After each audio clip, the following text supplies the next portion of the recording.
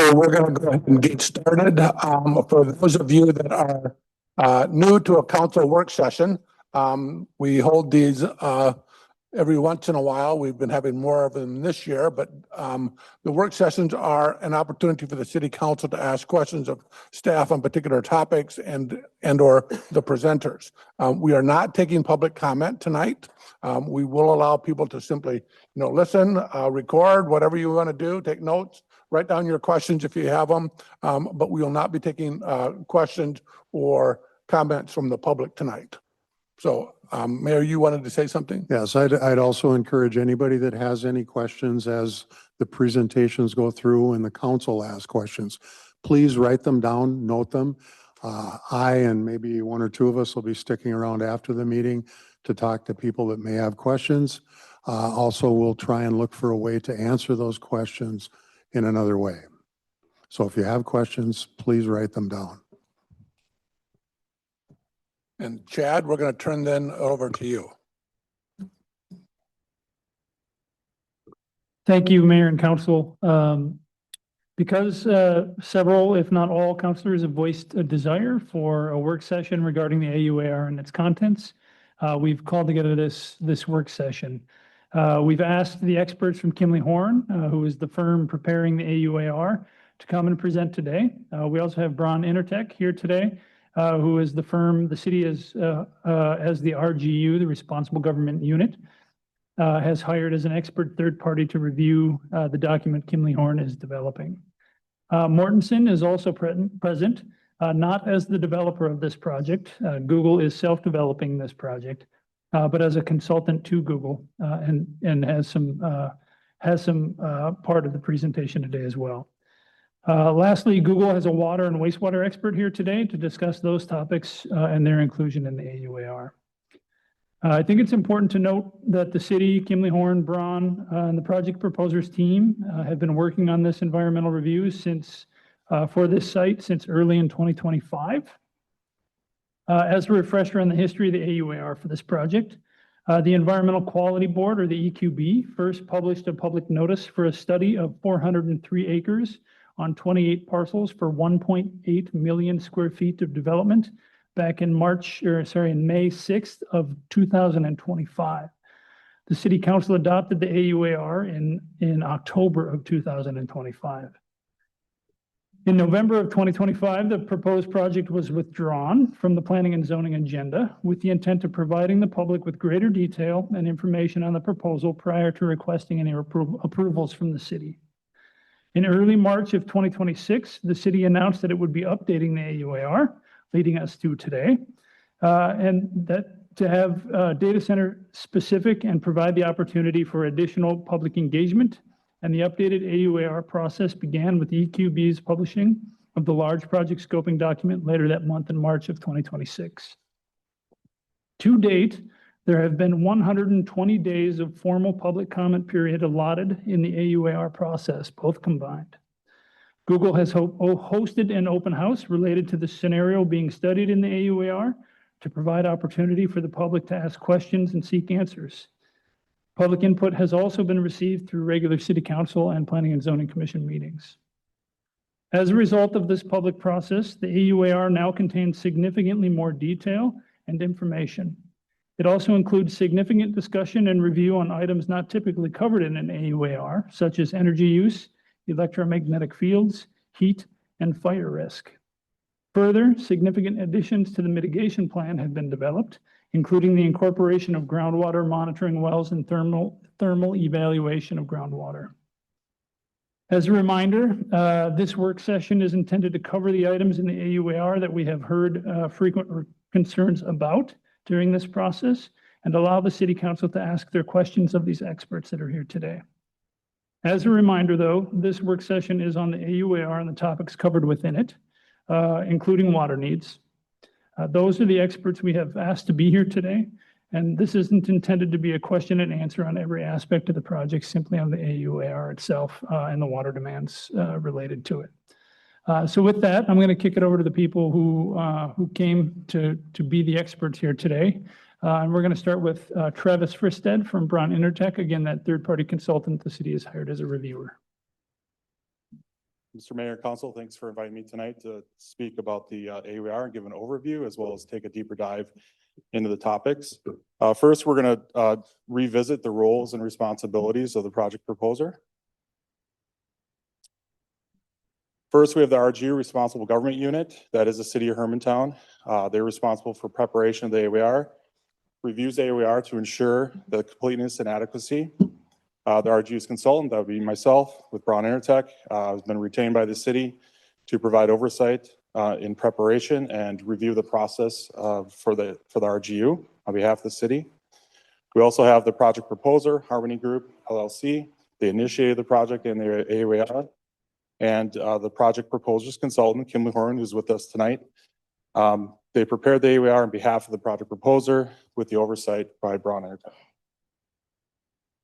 So what is an AWR? Alternative Urban Area-Wide Review. It is a form of environmental review provided for in the rules and applies for certain scenarios. This particular large scoping AWR has attributes of an environmental assessment worksheet and environmental impact statement, or EIS. The environmental analysis before residential, commercial, warehousing, or light industrial development occurs. So it's meant to inform development scenarios. It provides the useful information for planning for the management and the mitigation impacts. It studies the process and is managed by the RGU, so it's managed by the city. One important note on this, it's valid for 5 years. It does require to be updated every 5 years as development occurs within that study area. And it's not valid for certain projects that are not consistent with the development scenarios in the final AWR. It is not a project approval document. It is used to inform local planning and development decisions. So we want to spend some time on the AWR versus the EIS, comparable levels of analysis and the different purposes. This was a common theme in the comments that were received during the public comment period. For the AWR, as I mentioned, it covers residential, commercial, warehouse, light industrial. It can be a mix of those uses or a single use. EIS covers a large specific project, such as nuclear, fuel, waste, mining, or pipelines. The AWR evaluates a study area versus the EIS is a project-specific review for certain mandatory conditions. An important note too is that geographic analysis of that study area is comparable to an EIS. So we still have to compare that study area to an EIS and those thresholds. It also includes that mitigation plan, as well as the EIS looks at the alternatives to that single proposed project. The AWR also looks at the big picture, the maximum build out scenario for that study area, and again, frames up the mitigation that would be needed for future permits, future land use approvals, those types of things. So a quick overview. The previous AWR had 1.8 million square feet proposed of light industrial use. The current AWR also has 1.8. One difference is a reduced study area, so that geographic area got smaller. More resource topics were included and evaluated, including cooling technologies, water resources, energy, heat, and fire risk. And then the scoping process defined the scenario and outlined the AWR. That was accepted on May 18th, 2026. So the comment period ended on July 16th. We received 192 public comments, and that's 192 letters. So there's multiple comments in those letters. Major themes were concerns about water resources, wildlife, lighting, noise, construction, project design, general opposition or support of the project, and then the general environmental review process. We did have 4 agency and tribal government comments. Those are from SHPO, Minnesota Pollution Control Agency, Fond du Lac, and 1854 treaty area.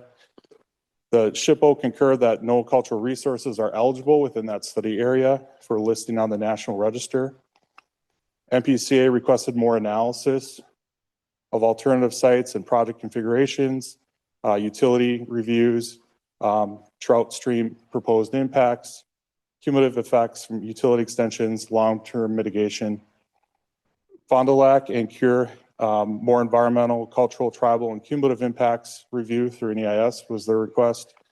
And the 1854 concern regarding treaty rights, tribal consultation, environmental review adequacy, and impacts to natural and cultural resources. Changes to the final ER. There will be some changes to the final AOAR from the comment period. We highlighted 10 changes there. More EMF background, so more information on EMF will be presented in the final AOAR. There was field work for spring verification of groundwater monitoring to further evaluate nearby trout streams. More information on construction activities, specifically durations of those activities. Urban heat island effect, background on that information. Air quality analysis for potential backup generators. One topic was list of additives for cooling technology, which I believe we'll have more information on that here later. Provided some conceptual visualizations of what the site would look like. Explanation of infrasound and how that's measured. And important note, agencies responsible for enforcing the mitigation plan, so there'll be a lot of information on who's responsible for what on that mitigation plan, and additional clarifications in various sections throughout the entire document. So with that, I'd like to hand it off to Layla Bungie with Kimberly Horn, and she'll take a deeper dive into some of those topics.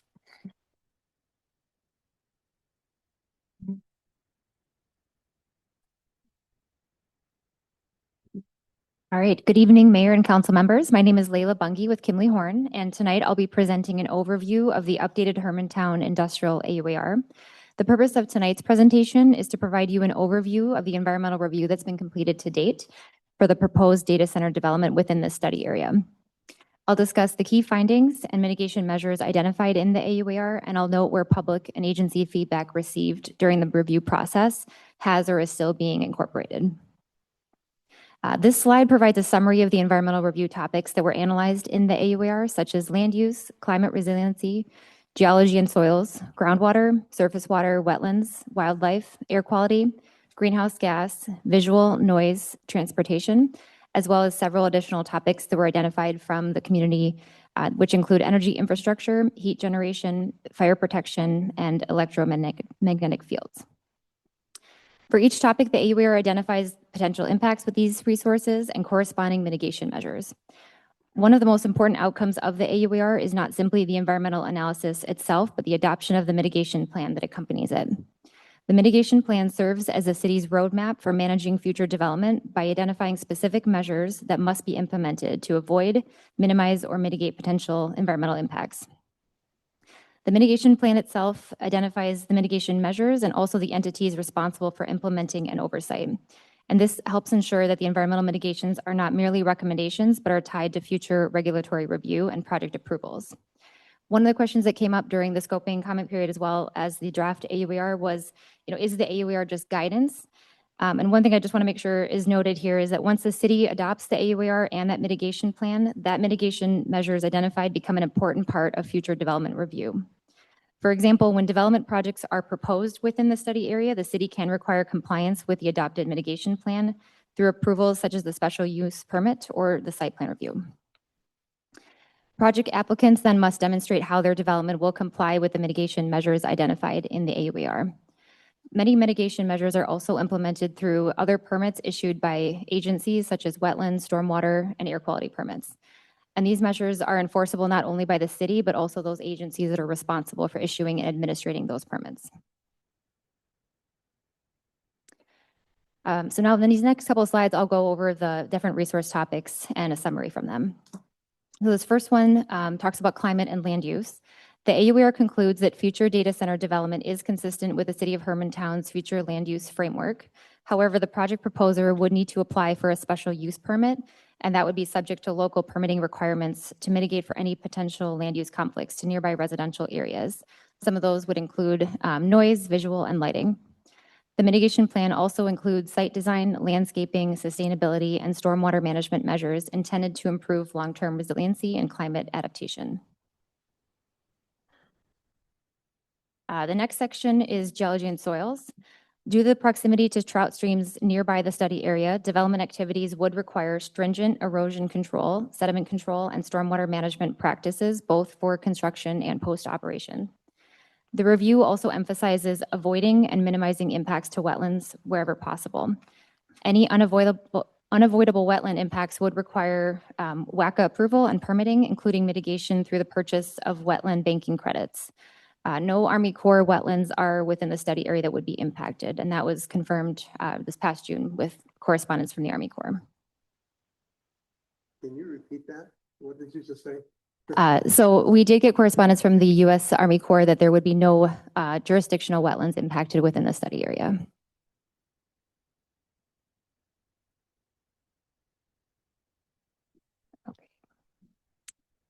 All right, the next topic is groundwater resources. Groundwater withdrawal is not proposed as the project intends to use non-evaporative cooling systems.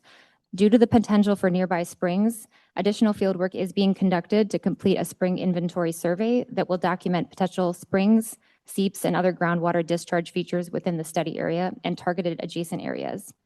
The next step of this evaluation will also include field reconnaissance to further evaluate existing groundwater surface water interactions and potential connections to nearby wetlands. Both of these evaluations are underway, and we have been coordinating with the MPCA and DNR staff on using this study to help inform final design plans to ensure that no impact to adjacent cold water resources occur in the future. Additionally, due to shallow groundwater in the area, some dewatering might be needed during construction. To ensure there are no effects on adjacent wells during construction, the project proposer will complete a pre-construction survey of groundwater table elevation, as well as installing piezometers to monitor groundwater elevation throughout construction. The next slide is a summary of the stormwater evaluation. Due to the quantity of the wetlands on site, as well as nearby trout streams, particular attention is required for maintaining water quality and temperature within the surrounding watershed. The AUAR includes a stormwater management plan designed to control quantity and quality to protect those downstream resources. A series of 8 filtration basins are proposed to be located throughout the study area to serve as the primary stormwater management system for the development. Filtration with underdrains is proposed due to the inability to infiltrate with the presence of poor soils and nearby trout streams. The City of Hermantown regulates temperature, rates, and treatment of stormwater from development, and the MPCA requires enhanced construction stormwater management, best management practices through their permitting process that the project would have to adhere to. All right, and I'll pass it off to Anthony to cover the water and wastewater.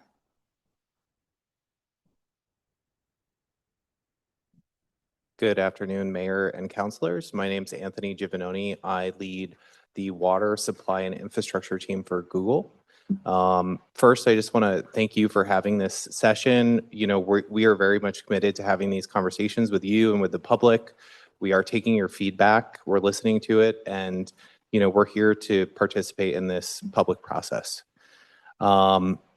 I have a couple slides on water and wastewater, and I encourage you to ask me questions throughout. So just let me know if you have specific questions. But this was sort of mentioned already. This facility is planned as a facility that will not use evaporative cooling technology, so non-evaporative. Basically, what that means is we're evaluating air-cooled and dry-cooled technologies. You fill the cooling loop once, and then only for maintenance items are you replenishing any of that water. So, and I'll get into the volumes here in a minute.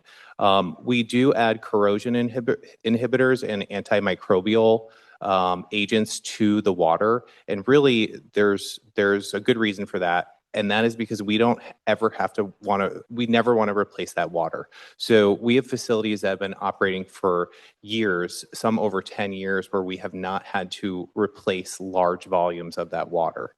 And so by maintaining that and continually monitoring it, we can basically fill up that closed loop system once and not have to continually replenish it.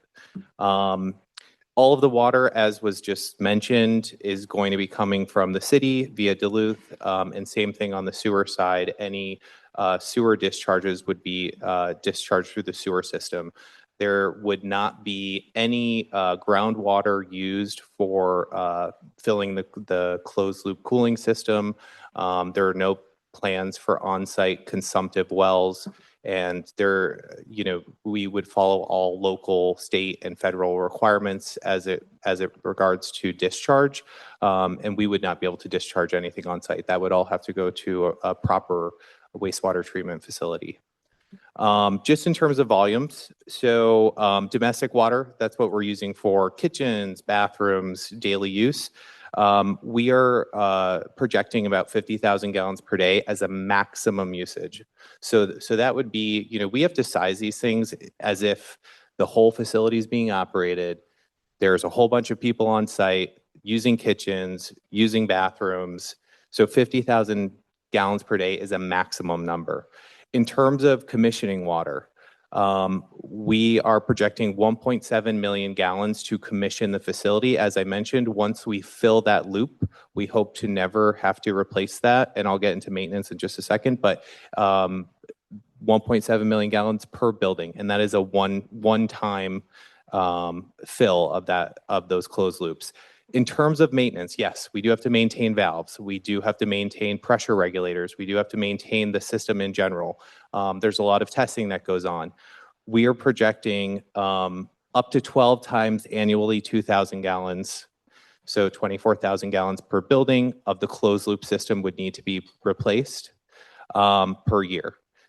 That, in my opinion, is a very high estimate. We want to provide to you all the high-end estimate of what we're thinking versus the low end. So we really feel this would be the absolute high end of what we would need to replace from a maintenance perspective. Are there any questions on this before I move to the next slide? Maintenance once a month essentially. Does that count against the 50,000 gallons?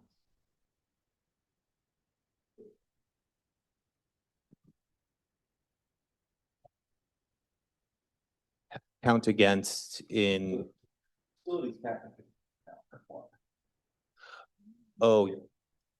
yes. So we would never withdraw more. I understand that. We would never withdraw more than 50,000 gallons per day. So we would need to work that into the 50,000 gallons per day. It's very unlikely that we would see 50,000 gallons per day on a regular basis, right? So let's just say on average, we're seeing something like 15,000 or 20,000. So that 2,000 would be part of the 50,000. I have a couple follow-up questions. Do you typically do lawn irrigation at your facilities? Lot irrigation? Lawn irrigation? It depends on the facility, but either way, that 50,000 would be part of that. That's correct. Okay. You had mentioned that there was something added into the cooling water. Yes. And what was that, or what is that? Yeah. So right now we're working with the wastewater receiving facility to determine exactly what chemicals we're going to be using in the closed loop system. It's going to depend on a couple of different things, but generally speaking, they're going to be anti-corrosive and antimicrobial agents. So you're working with WLSSD now to determine that? Correct. They will dictate how much and what we are allowed to discharge. If we are not allowed to discharge to them, we will have to ensure that any of that material, whether it's during maintenance or during commissioning, is collected and then shipped to a facility that can handle it. Every wastewater treatment plant is a little bit different. I didn't say this, but I'm a professionally licensed engineer out of Illinois, and I've worked with a lot of wastewater treatment plants. Some of them are used to this type of waste. They have the biology and the physical and chemical systems to handle cooling tower waste or cooling system waste, rather, and others are not. And so at this point, we have to go through a pretty comprehensive pre-treatment process with them to determine exactly what we can use here. And what about a catastrophic loss of that cooling water? What would happen then? How do you prepare or plan for that? Sure. We would have all the measures in place so that it would not go would not escape from the facility, and so that we could contain it within the facility. And then obviously we'd have to bring in cleanup in order to manage that. I think one of the questions that people often ask is like, well, what happens to the data center? It would have to shut down in that case, right? So you would have to shed load effectively, and effectively stop operating if something like that were to happen, because if something that catastrophic were to happen. What I will say is that there are measures in place to shed load quickly from these facilities if something like that were to happen. And if there was a loss, there's valves and a process of shutting things down and stopping that catastrophic loss, correct? That's correct. Thank you. Yes. You mentioned air-cooled and dry-cooled systems. Is Yes. that a combination? Is that an either or? Is that new technology coming up? Or? Great segue to the next slide. So let me go right into your question here. So what we are proposing is a closed loop system. The simplest way to think about this is an air-cooled system is kind of like an air conditioner at your home. A dry-cooled system is like the radiator in your car. I think typically that cooling fluid you're changing once every 100,000 miles or something like that. We hope to never have to change ours, but that kind of speaks to the technology and not having to change that closed loop liquid. These technologies have been around for a long time. And I think it's also important to note that not only are we operating non-evaporative cooled data centers today, in an evaporative cooled data center, there actually is a closed loop. So if you're looking at this figure here, and this is just for comparison, on the evaporative cooling side, we have that open loop where you're bringing in water and that's being evaporated, and the evaporation process is what's providing cooling. But you can see there's a heat exchanger and then there's a closed loop system on the inside. So a lot of folks ask, how long have you been operating closed loop systems? Well, basically, since we've been operating data centers, we've been operating closed loop systems. But specifically related to air-cooled and dry-cooled technologies, I believe air-cooled technologies or ACCs have been around since the 60s, and dry coolers were used at industrial scale around the 90s.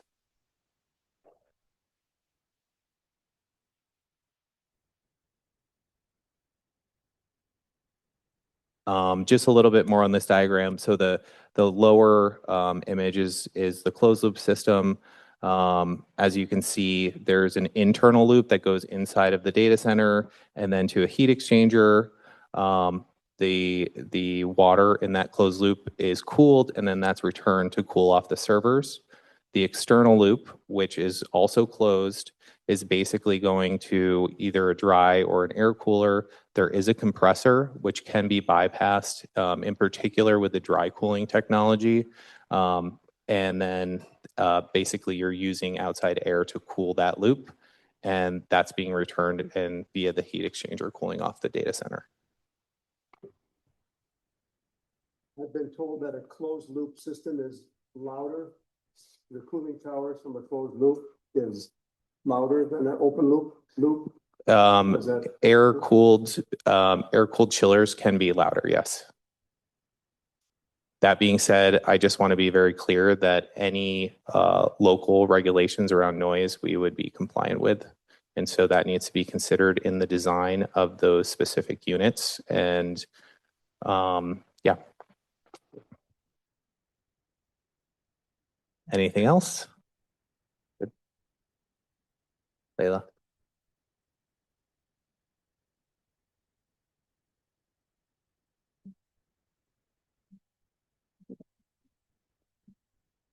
All right. The next topic I'll go over is the contamination. So the AWARE includes results from a phase 1 and phase 2 environmental site assessment to identify any known contamination within the study area, as well as identify mitigation needed prior to construction commencing. This assessment concluded that the proposer must complete a response action plan and construction contingency plan prior to construction, as well as coordination with MPCA on safe handling and disposal of any contamination prior to construction. Future data center development would produce electronic waste or e-waste, and Google intends to reuse, remarket, or recycle equipment to minimize the amount of e-waste going to any landfills. The project may also include backup generators for emergency electrical use. Storage fuel tanks on site for these would be subject to U.S. EPA regulations and enforced by MPCA to ensure proper use and storage of fuel.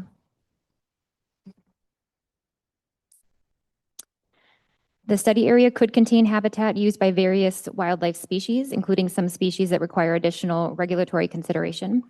Through coordination with the DNR, mitigation would include minimizing unnecessary vegetation removal, restoring disturbed areas, supporting pollinator habitat, and following tree removal window restrictions to protect sensitive species that may be present.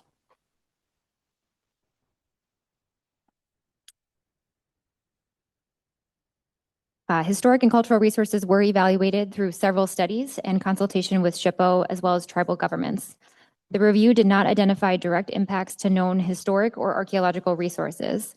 However, mitigation is included that if any unexpected discoveries occur, they would appropriately be handled during construction.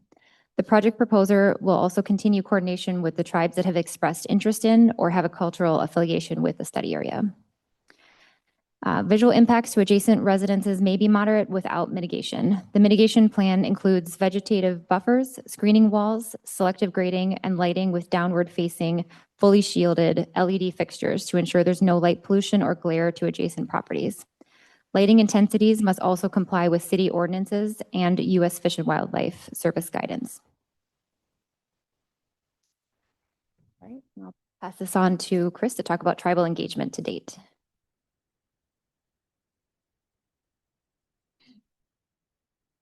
Good evening or good day, Mayor and City Council members. Chris Bates, I work at Mortensen Development. As Chad mentioned earlier, we are a consultant to Google on this project. I'm here to talk a little bit about tribal engagement for the project. So in 2025, during the AUAR process, we met with Fond du Lac Resource Manager and his team to have tribal participation in the archaeological, too far away. Got it. I'll start over. So yeah, in 2025, during the AUAR process, we met with the Fond du Lac Resource Manager and his team to have tribal participation in the on-site archaeological and cultural resource survey. We completed that on the study area in the fall of 2025. It took about 4 weeks of on-site shovel testing, and we coordinated with their team to identify exactly what areas of the site we should do that shovel testing on that they identified. And that report was completed and reviewed with their team in late 2025. We also met with the Fond du Lac Reservation Business Committee in the fall of 2025 and again in early 2026 to discuss the project, the schedule, the results of the survey that we completed, and discuss ongoing coordination. With the upcoming public infrastructure project, if the project gets approved, we will be engaging the Fond du Lac Resource Manager again to have participation in the upcoming cultural resources survey work for that public infrastructure project. And we will also continue all of our coordination efforts with the Fond du Lac tribe and also other tribes that have expressed interest in or have cultural affiliation with the study area, which includes Fond du Lac, the 1854 Treaty Authority of Grand Portage, and Bois Forte bands. Back to Layla. I have a quick question. Yeah. What exactly do you mean by continue coordination? Yeah, so I'm with Mortensen Development, working with Google. And so working with the Google team with Halston, there's some upcoming meetings that we're working to schedule with the various tribes listed on this slide. And you know what that will involve is something that Halston we'll meet with them about, but essentially working through the environmental review, making sure they understand and have any of their questions get answered. And then just really understanding anything else that would be good to discuss with them. Thank you. Yeah.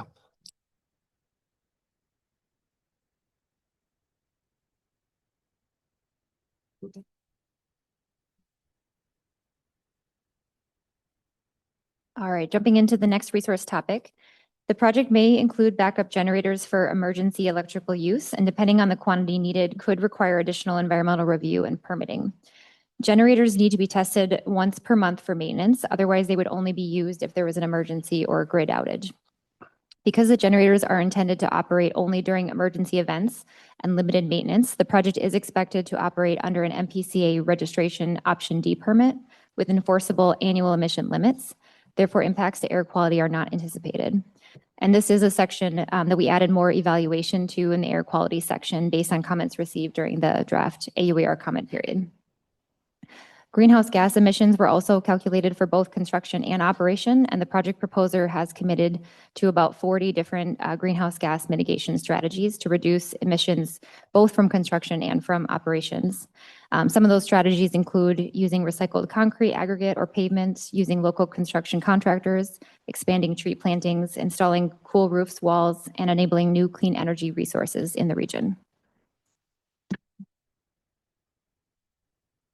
The analysis evaluated noise, both audible and low frequency noise generated from operational equipment, cooling systems, and backup generators. Just a brief definition for context of what those different terms mean. A weighted decibels, or dBA, represents how the human ear hears. And C weighted decibels, or dBC, is sound pressure that emphasizes more low frequency sound energy, so any sound below 200 hertz. Infrasound was another topic that was brought up during the comment period, and we will be updating the AUAR to include a summary of that, but just for definition purposes, infrasound is any noise below 20 hertz, so lower than low frequency. Infrasound is typically inaudible to humans. Low frequency noise and infrasound have been subject to ongoing research for several decades. At present, there is no broadly accepted international consensus regarding appropriate exposure thresholds to low frequency noise or infrasound from industrial facilities. The AUAR analysis found that noise mitigation would be required, and once a final site configuration has been determined, the conditions of the special use permit would require the preparation of a noise model that demonstrates compliance with both state noise regulations and City of Hermantown zoning code. The proposed noise mitigation measures could include acoustic enclosures for cooling equipment, different equipment selection, operational controls, landscaping, and noise walls. And with mitigation, noise levels during operation would not be louder than today. The transportation analysis evaluated both construction and operational traffic. The traffic generated under operations would be similar to the amount of traffic generated you could see expected under a gas station, while construction traffic would be similar to a grocery store. Construction traffic is approximately double the normal operating traffic during peak hours. The AUAR identifies roadway and intersection improvements that may be necessary as development occurs, along with traffic management strategies during construction so that all intersections will operate acceptably and equal to today's conditions. Cumulative potential effects evaluated reasonably foreseeable future projects impacting the same resources as those from a data center development in the study area. The AUAR evaluates cumulative potential effects within each resource section and also provides mitigation where needed. Other future project impacts would also be addressed through their own regulatory permitting process and would need to be individually mitigated to ensure no cumulative impacts occur. This next slide here summarizes several topics that were identified to be studied during the AUAR scoping process that are outside of the typical AUAR evaluation. Regarding energy, the AUAR includes information regarding power needs for the data center, as well as existing and proposed energy infrastructure and associated costs. Minnesota Power would provide the energy, and Minnesota law ensures existing customers do not pay for costs associated with connecting and serving a new large power customer. Additionally, this project would enable the development of 700 megawatts of new clean energy resources without increasing costs to existing customers. And this would also be contributing then to Minnesota Power's clean energy goals. The second topic was a review of EMF, or electromagnetic fields. According to multiple technical studies on this topic from the World Health Organization, as well as international safety guidelines, EMFs found in and around data centers are not considered harmful. Radiation exposure from being inside a data center, even for long working hours, is no different than being in a room full of computers and networking switches. EMFs from new transmission lines would be studied by Minnesota Power and would also include EMF mitigation strategies to ensure that the EMF radiation levels from the transmission lines would remain well within safety thresholds. Some of these strategies include maintaining safe distances from residential areas, using EMF shielding techniques where necessary, and adhering to the recommended exposure limits set by health and safety regulatory bodies. Additionally, the EMF emissions from high voltage transmission lines are closely monitored by the Minnesota Public Utilities Commission and regulated to prevent any adverse environmental or health impacts. Regarding the last topic on this slide, fire at a data center campus, the future facility would be permitted according to local regulations, which would be the city of Hermantown. Once operational fire hazards are regularly evaluated and all fire protection systems and equipment would be inspected, tested, and maintained to be in compliance with state law and city requirements. The City of Hermantown Fire Department would conduct annual inspections, reporting and assist with mitigating any fire hazards to ensure compliance with the state fire code. Another topic identified during scoping was heat impacts from data centers, specifically a concern that it would cause urban heat island effect, which, to define this term briefly, is when an area sees an increase in temperature from a significant replacement of vegetative land to an urban area with buildings, pavement, and other impervious surfaces that absorb and re-radiate solar energy. The magnitude and extent of any localized warming from this project or any development are influenced by numerous site-specific factors, including facility size, cooling system configurations, operating load, atmospheric stability, wind speed and direction, surrounding land cover, vegetation, and regional climate. This area sees cooler climate, seasonal variability, and is surrounded by vegetative land, which differs substantially from warmer urban environments. While data centers do expel some heat, it would be very localized to the cooling equipment areas and would not result in heat island effect felt offsite. Additional climate and adaptation measures, such as landscaping, additional tree plantings, and using light-colored pavement to reduce heat absorption, would also be implemented as part of construction and site design. So just a couple wrap-up notes here on next steps. So we are working still with city staff as well as Braun to incorporate the final updates that I've mentioned throughout the presentation, as well as the response to comments that we received during the draft AUAR comment period. Once complete and reviewed by staff, the final AUAR will be submitted for an additional 10-day state agency review, after which the City Council will consider adoption of the AUAR and the associated mitigation plan. And then on behalf of the project proposer, I'd also like to share a few next steps that they are planning as part of ongoing community engagement. So in the coming months, they will be holding a series of small group meetings with various stakeholders, conducting a public webinar to provide more educational opportunities, as well as a formal announcement of Google's community investment initiatives. And so more information on those next steps can be found on their project website at hermantowndatacenter.com. Thank you for your time tonight, and my team and I would be happy to answer any questions. I have a few other subject matter experts here with me tonight too, depending on the topic. We hear about backup power being needed with generators and possibly battery powered. When is that level decided? How many generators, what type of backup power? Yeah, that would happen once the project gets more into final design, so post the AUAR. Okay. But as part of the special use permit and the site design, it would be included in that. Yes. Yeah. And relative to that, could you go back? You kind of went over that one point fast about the hours of backup generators. For testing. Yeah.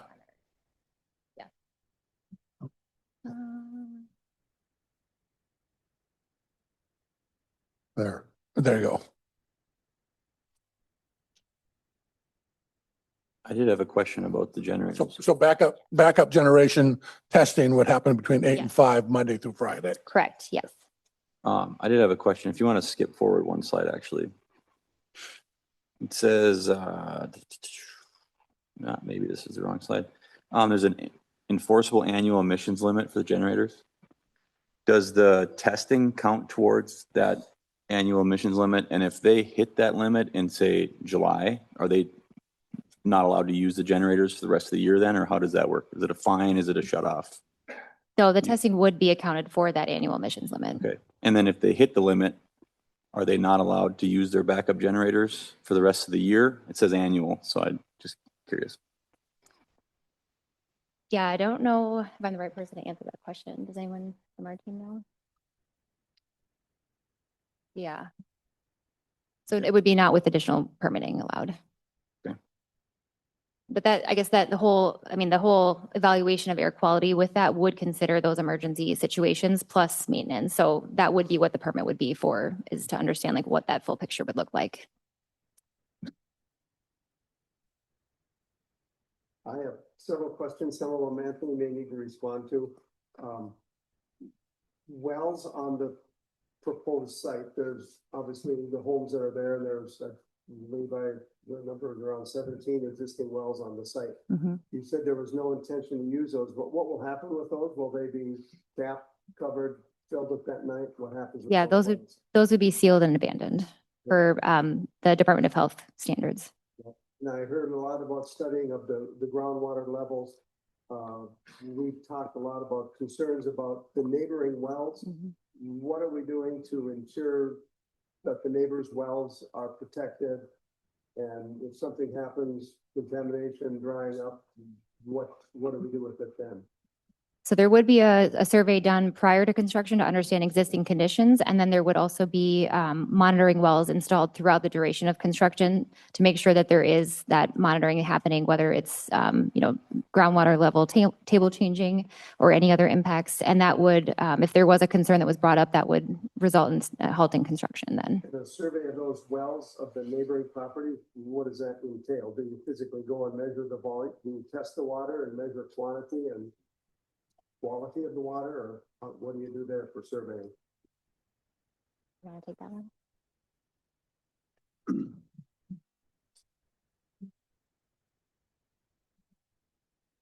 So the scope that we have currently for the groundwater monitoring is to install those wells well before construction so we can get baseline measurements of groundwater elevations. Those wells would be installed at depths of 30 to 60 feet. So within the depths of the groundwater that we may expect to encounter during construction. Those wells are installed with a data logger that take hourly readings of the groundwater elevations. I think that is the primary reading that we're taking on those. Okay. I think what I understood a survey of the neighboring wells. There's no surveys of the neighbors' wells. We're not surveying individual residence Okay. wells. We'll be installing wells around the Okay. perimeter of the Gotcha. site. So 7 wells will be installed and they'll be just outside of the limits of our construction so that they can remain in place throughout construction. They're planned along the boundary of the site. Okay.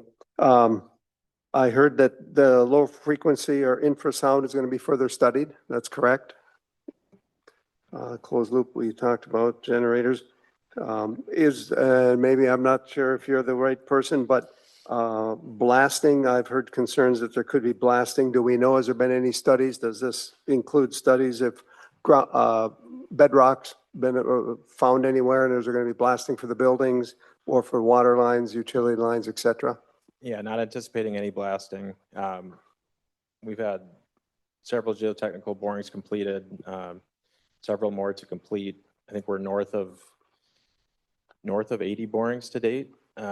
No bedrock encountered in those. And our excavations aren't at depths that U.S. Geologic Survey maps bedrock to be at. And then what about the stability of the ground? Do you think is piling going to be necessary for the building construction? No, the current recommendations from our geotechnical partner is that traditional spread footings, shallow foundations will be suitable for the building loads. All right. My questions are in no particular order. The construction hours, I think, are something I'd like to talk about as the council as we move forward. It's on my list too. Okay. So I don't know if we want to do that now, but that's before we, and I think that's, is that AOAR or not? That it would be more just a permit, part of the permit? Mayor Boucher, Councilor Geisler, the city of Hermantown currently has construction limited between, I think, 7 a.m. and 10 p.m. 7 and Eric's absent, obviously, and he would be the one that would have that. But we would expect that this project would follow the same rules as all other construction that happens in the city of Hermantown. I think that's what John would like to talk about. Yeah, but that's scheduled to a permit that the city's going to issue at some point down the road, right? Any limitations on construction hours that would be project specific, I look to city attorney, would have to be a condition of the special use permit. Okay, thank you. In the stormwater diagram, there was a pipe that went up to collect in a heavy event, the overflow, and then it was showed a pipe going out, said outflow. Where does that outflow go? Before you leave, I've got one question. You talked about the monitoring wells. Yeah. Are those capped once construction's complete? Yeah, those would be sealed and abandoned and removed. Thank you. Yep.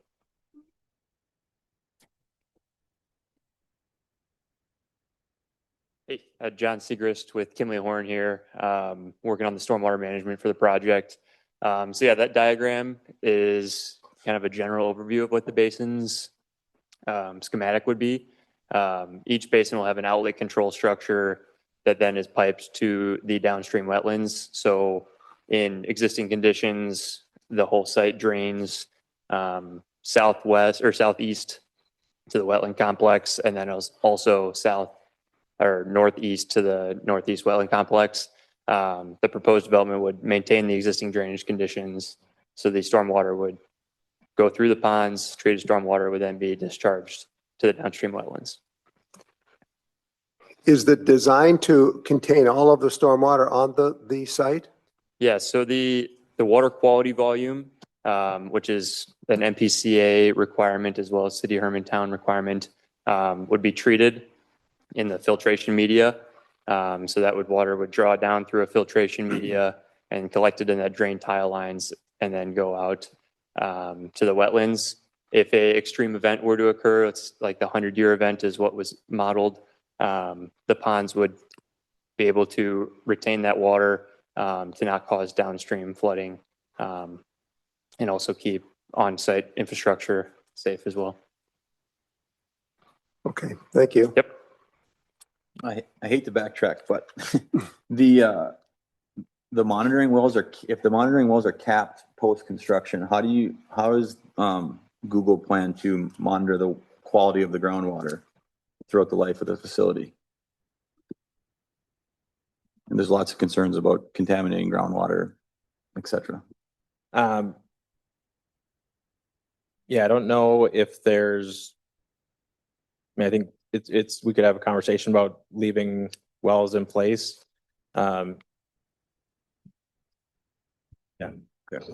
Mayor Michelle, Councilor LeBlanc, because the main threat to groundwater on this project was construction activity with compression of soils, or if there is bedrock encountered, the thinking was that the duration of construction and perhaps a year following construction would be the main objective, because there is no appropriation from groundwater and no continuing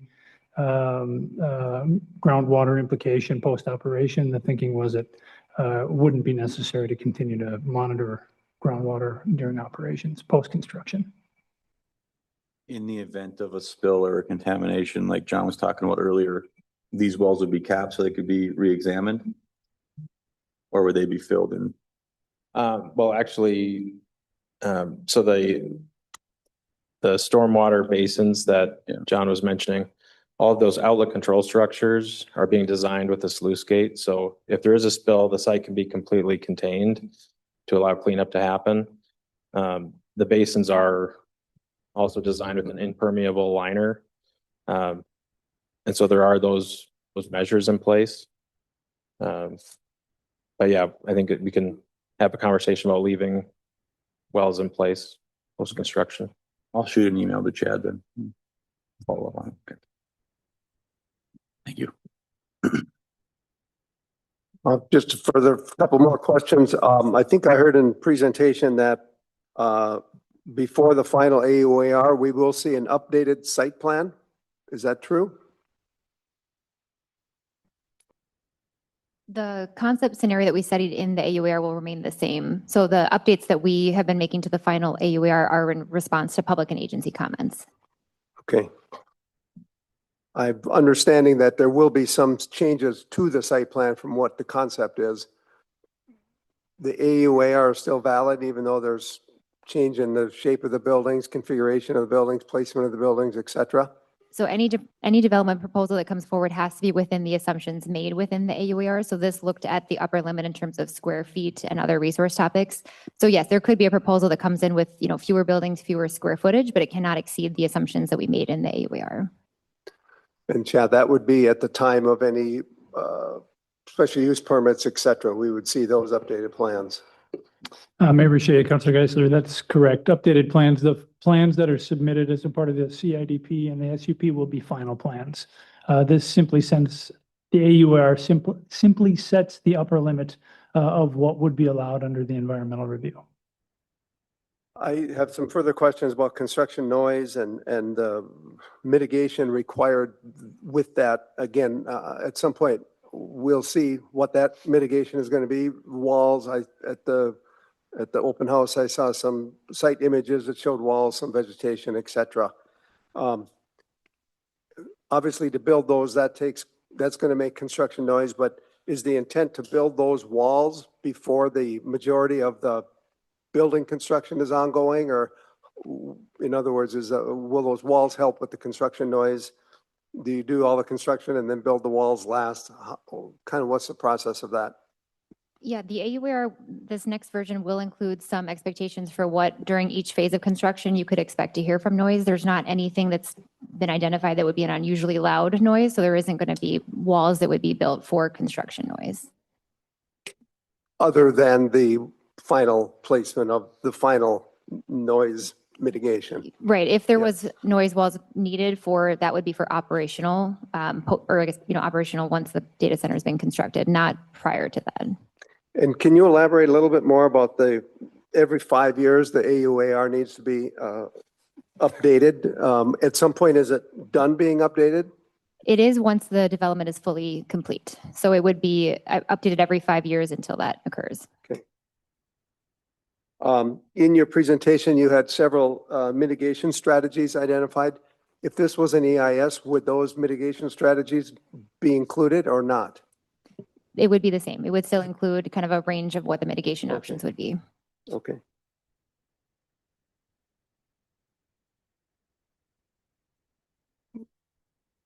I think those are my questions. Thank you. During your presentation, you said that the noise of the facility wouldn't exceed the current noise measured on the site. What was the noise measured on site? Do we know?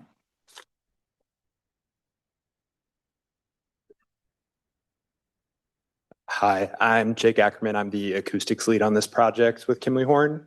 And forgive me, I don't know the exact number. I know it was in the high 50s, which is above the state standard currently. So mainly what we were trying to reflect in the AUAR is that our anticipated project noise levels are going to be below the state standard because they have to be. Google has also agreed to do an additional voluntary commitment all the way down to 47 for the typical operations. And that is significantly lower than the current noise levels we're seeing in the project area that are in the high 50s. So that is what Layla was referencing there. Okay. Can you explain the process of the studies that are in the AUAR with the receptors and explain how all that was done and kind of put it in simpler terms, I guess? Absolutely. Sorry. Is it picking me up properly? I feel like as long as you get close to it.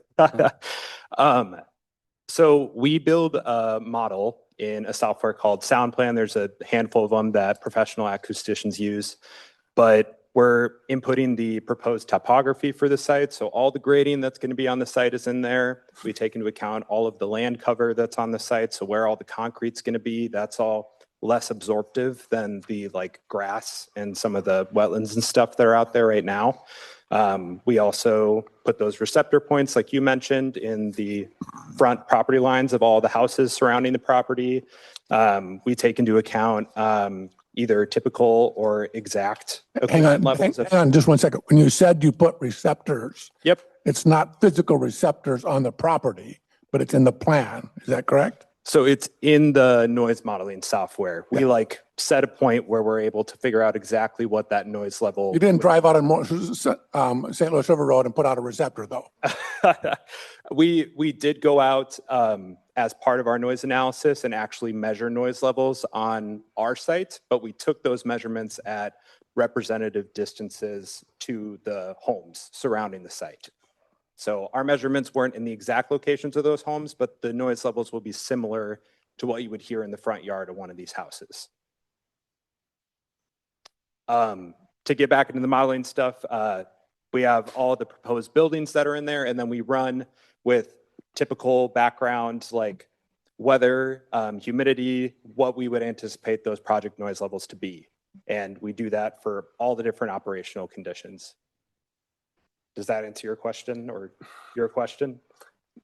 In layman's terms, yes, I guess that's Okay. as simple as I can think I can understand it. Yeah, I'm just, it's interesting to note that the current facility is operating, higher than allowed.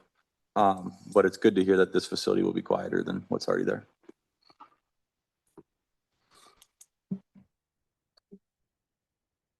I have another question, but it's not related to sound. I think early in the presentation, you mentioned that one of the things that one of the comments was lacking alternative studies. And was that going to be addressed then through the comments? Alternative sites. Alternative sites, yes. That was something we did include in the draft AUAR. There was a section at the beginning in the project description about why this site specifically was selected. Okay, thank you.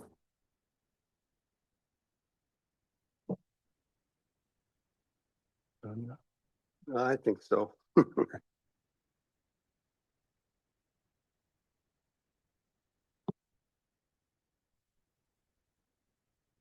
He's checking his notes. I think I'm good for now. Any other questions? Think we're good? Okay, thank you. Then someone's going to talk about data center water overview. Of course, that we go through that already. We did that already as a part of the AUAR. And again, the idea there is that, tell me when I got it wrong, if I get it wrong. It's 50,000 gallons of water for domestic use. There will be for each building, we'll do commissioning of 1.7 million for each building as that building is kind of getting ready, started up and kind of make it ready to operate. And then of that 1.7 million, it could be up to 2,000 gallons 12 times a year to just make sure to top off the radiator, make sure everything is, the chemicals are balanced all correctly like that. So, and that 2,000 gallons a month would be part of that 50,000 gallons. But we will be using a lot as each building goes on. That 1.7 is about if I remember right, we're using about 1 million gallons a day as a city right now. Yeah, so just to comment on the commissioning portion of it and filling that closed loop, that would have to be very closely coordinated with the city if we were to exceed that 50,000 gallon per day. There are some things that we can do to slowly feed those facilities, although that can be it could take some time. So Like filling your swimming pool with a garden hose. that's right. It takes a while. So we would want to do that in close coordination with the city. We've seen things where we can only fill at higher rates during certain hours or certain times of the year and that sort of thing. So we would just need to really focus on coordination there. Well, and I think it's important for the council to understand is that when the utilities are built, there'll be water testing and filling as part of the commissioning of its system as well. So if we build a new water tower, we're gonna have to make sure that the water tower is working the way it ought to, and that might be part of that water usage over and above that. So you just need to be aware of that. As we build that utility, there'll be water usage and commission of that the city will have to do.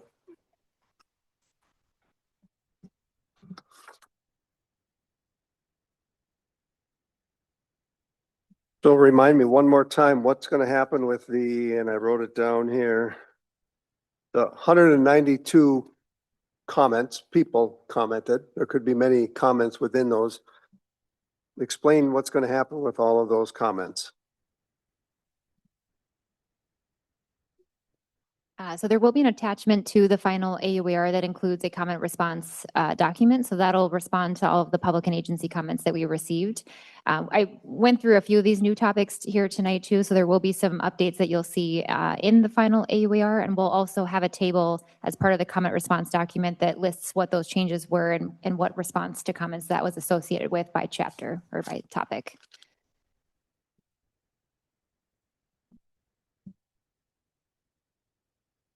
Can we post a copy of this presentation on the Hermantown site?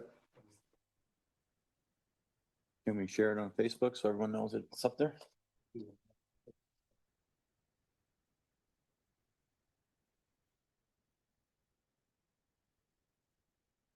Want to make it easy for people to know we got information out there. And I think it was mentioned that there will be some further community meetings. And I know that Halson's on vacation this week, but she's talked about hosting those as well. And then I received a call from Trent at Google today asking me my thoughts on what that might entail. So I think just for the rest of the council to know that I think that there's some good movement and activity there to continue some community dialogue and hopefully get some small groups of community meeting, and they have some thoughts on how they're going to do that. So that's good. Just one of the things that we've talked about at a staff level, and we haven't confirmed this yet, but we're thinking about doing a joint work session with the city council and planning commission, that possibility of when we get closer to the application process. And my only other comment on that would be is just adequate time. You know, we're going to have a lot of things to be looking at and, talk about 10 days of the AUAR, and, obviously several thousand pages of data is going to require some time to sift through. And maybe when the finals put together, maybe we need to have another session just like this to kind of review the final. I know I'll need some more time then. Get it on Thursday and need to approve it on Monday. So. Well, and it may very well mean that we have to have some work sessions other than the fourth Monday. Yes, correct. When can we expect the final AUAR before presenting on a vote? Got that schedule in front of you. Mayor Boucher, Councilor Jelly, we plan, the schedule right now is to submit the final AUAR to the agencies on the EQB in early August. And then we would then, that gives a review period for the agencies only after that. And then if we do not receive any additional comments, we would then bring it forward for consideration by council in early September. If there are additional comments, what does that do to the timeline? I'd have to look to the experts in the room on, I reviewed the statute today actually, but I'm not going to venture. The city would then go back to those commenters, that particular state agency, and then go through negotiations on revisions to the AOR. Thank you. And that process, if the agencies provided additional comments, we would try to address those comments with the agencies, and then that would be part of the final AUAR that would be presented to you. I asked the question about the closed loop being louder than a open loop, and I think I heard the answer was yes. Some of us toured a open system. Are there any closed loop systems in the near vicinity to go look and listen to? When I say near vicinity, I mean 1,000 miles. 200 miles. Yeah. I would say, yeah, we can look into that. And then, as was mentioned, there are noise mitigation measures both at the site level and then at the local level, local to the actual cooling units. So there are a couple different levers that we can pull on that. But let me look into that and see where the closest one is. Okay, thank you.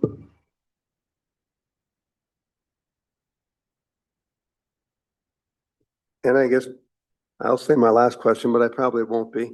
One of the community members had asked us a few times to explore waste heat and how we could utilize that in the community. I think there's been some European data centers that have done that. Has that been explored, or is it just something that just wouldn't be feasible in this location and where it's going to go? Yeah, so that it's not widely utilized in the US. We do have some projects in Europe that we're working on.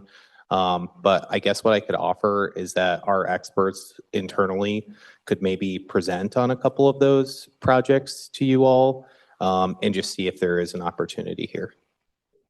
Again, we've got some community members asking about that, so it would be at least something that we can say we did look at and explore.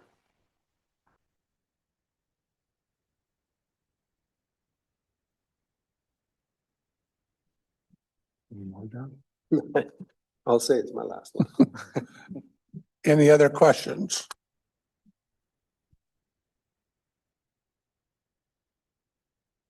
If not, I think we can be done. I do just think that it's important to know that a lot of these other questions people have will be addressed in the special use permit and any of those other specific project applications, correct? Yeah, so even as we looked at that, it's like we talk about the topic, we talk about here are mitigation strategies. When we get to the permit, we'll say, this is specifically how we're going to try to mitigate those issues. For instance, sound. This is what we will do in terms of tree planting, walls, berms, to mitigate sound. And again, that's just one topic. There might very well be other, sound mitigation things that might happen on an operational level in terms of, putting a muffler on it or whatever. Yeah, and I'm still hung up on the neighbors' wells, and I want to. Yeah, that's got to be addressed somehow. Yeah. So again, we'll talk about it's like, here's the issue. Here are mitigation strategies. And then when we get to the permitting process, here's the mitigation strategy that will be used in this case. And I think we're going to need some work sessions on that too, to get council input or after staff's reviewed it, a thorough review with council and discussion. Maybe more than just our Monday meeting.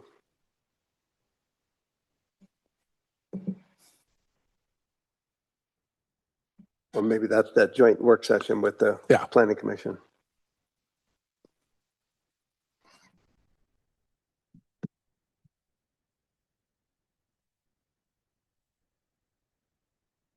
Anything else, Mayor? No, just in reading the AUAR, I'm not excited about losing over 10,000 trees.